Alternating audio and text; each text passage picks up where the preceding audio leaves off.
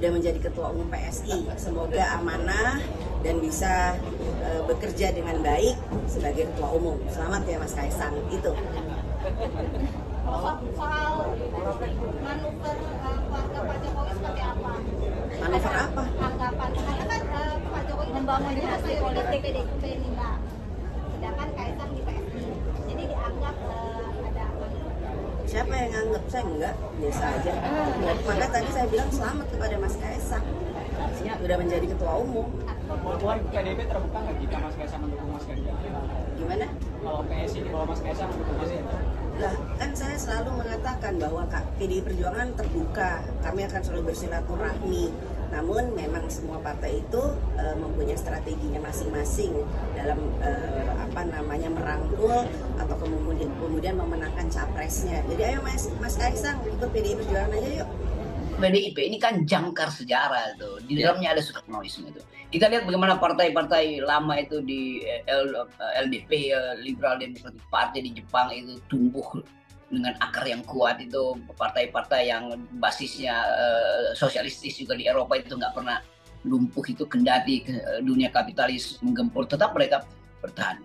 Nah, satu-satunya partai di Indonesia yang punya dalil sosialistis yaitu PDIP. Karena soal keadilan sosial itu Wong Cili dan cita-cita Bung Karno untuk menegakkan prinsip-prinsip demokrasi yang anti kapitalisme itu diingat orang dalam sejarah, diajarkan di dalam masyarakat kita. Jadi PDIP ini satu-satunya partai yang tumbuh dari akar sejarah bangsa ini sebetulnya tuh. Partai yang lain kan udah diberangus oleh Bung Karno tuh, PSI diberangus, Masyumi diberangus, lalu timbul partai-partai baru yang sekarang sifatnya transaksional. Jadi kalau kita ingat bahwa PDIP itu semacam jangkar dari sebuah perahu besar demokrasi, nah sekarang jangkarnya berkarat itu. Karena dia nggak tahu lagi dia mau berlabuh di mana tuh, diombang-ambingkan oleh gelombang. Dan tokoh-tokoh PDIP akhirnya menjadi para pragmatis tuh. Jadi itu yang saya sesalkan, karena itu saya tetap ingin supaya PDIP itu mengembalikan tadi martabatnya itu, dignitinya itu sebagai partai yang tumbuh tak goyah oleh zaman.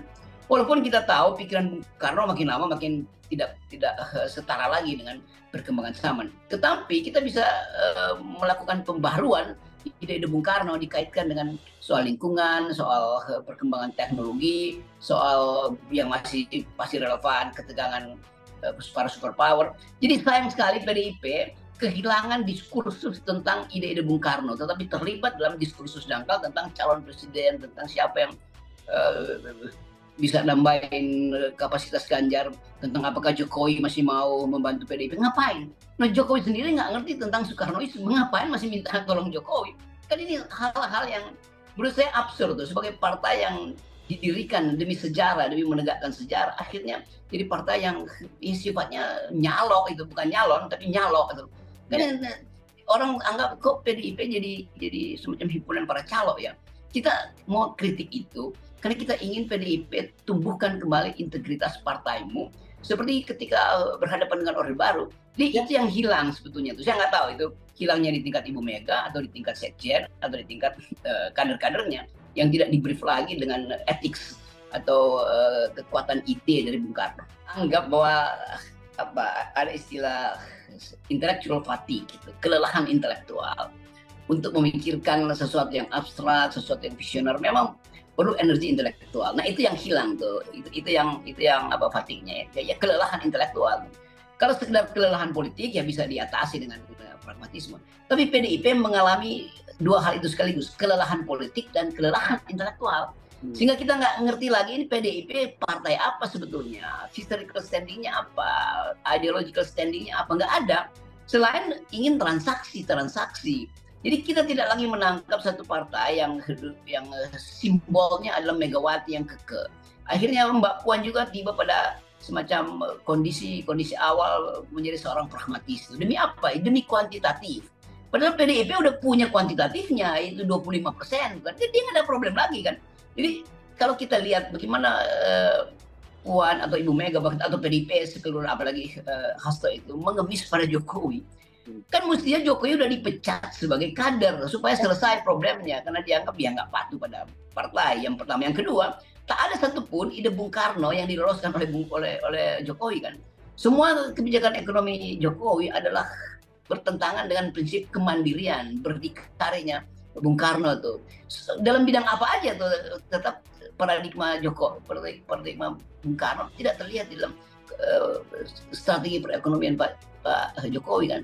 Jadi mestinya secara ideologis Jokowi itu tidak layak untuk memegang kartu anggota PDIP.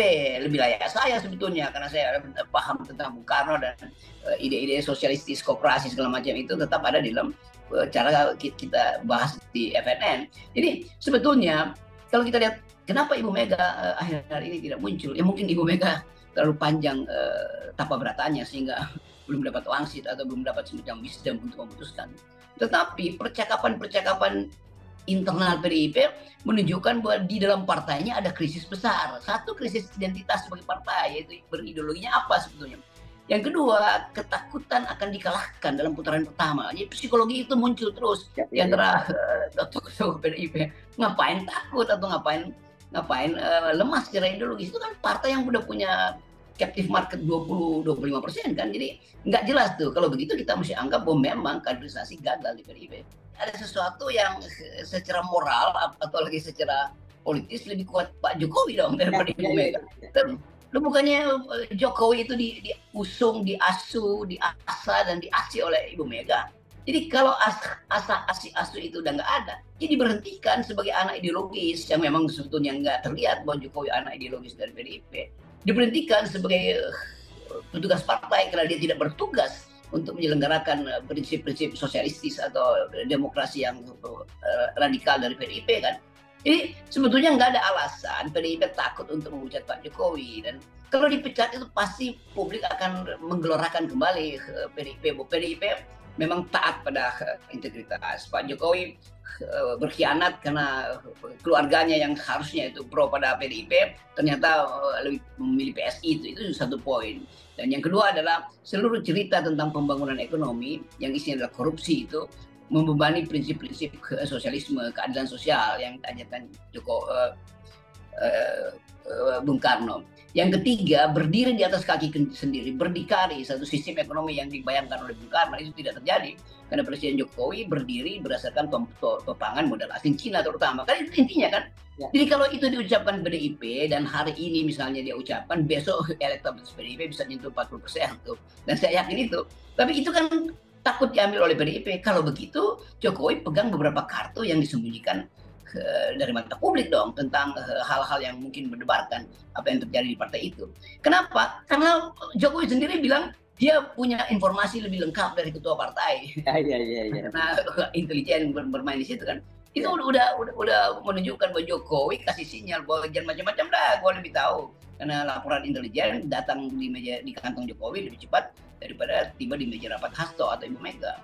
Jadi sebetulnya ukuran pertama adalah Kaisang. Ya. Dan kelihatannya Pak Jokowi menang atau bahkan bergembira karena komentar-komentar sinis dari kalangan PDIP itu petunjuk bahwa PDIP itu secara narasi tidak mampu untuk menandingi manuvering Pak Jokowi itu. Nah itu aja udah jadi contoh betapa kemampuan dialektika dari Bung Karno, dari tokoh-tokoh awal PSI, siapa yang terakhir misalnya Sabam Sirait atau Opung, ada nama apa itu tidak berbunyi lagi itu. Jadi kelihatannya PDIP salah di dalam teknik intelijen tuh. Dan padahal sebetulnya kita tahu PDIP lebih dekat dengan kalangan intelijen, dan ternyata Jokowi lebih mampu memanfaatkan data intelijen dari partai PDIP termasuk partai lain yang diakui sendiri oleh Jokowi itu. Ya. Jadi saya kira itu kesimpulannya bahwa Jokowi mampu untuk membaca taktik yang sedang disembunyikan oleh PDIP. Nah harusnya orang yang membaca itu dia nggak boleh bocorkan ke tempat lain, tapi dia bocorkan dengan menguji sekaligus, yaitu menjadikan Kaisang sebagai ketua PSI tanpa ada persetujuan dari Megawati. Jokowi tetap kita tahu dia ada lame duck, tetapi yang di sekitar dia juga itu bebek yang bukan sekedar lumpuh, yang udah separuh tewas sebetulnya udah pingsan tuh. Nah itu yang menyebabkan lagi jadi bebek goreng tuh. Itu yang menyebabkan Pak Jokowi merasa di atas angin. Tetapi yang dilupain Pak Jokowi sekaligus orang akan nilai bahwa Jokowi memang nggak paham demokrasi. Kan cuma itu tuh. Walaupun Jokowi bilang nggak peduli tuh, yang penting saya masih bisa mengendalikan vote. Oh iya, tetapi 1 minggu setelah Anda lengser Pak Jokowi, Anda akan diolok-olok bahwa Anda betul-betul nggak paham demokrasi itu. Dari soal penundaan pemilu, wacana 3 periode, dan terakhir adalah memasang Kaisang di dalam kepentingan dinasti dia di PSI. Itu penanda pertama bahwa kita gagal untuk memilih seorang yang paham tentang ide demokrasi. Demikian update news kali ini. Jangan lupa tekan tombol like, subscribe, and comment channel kami.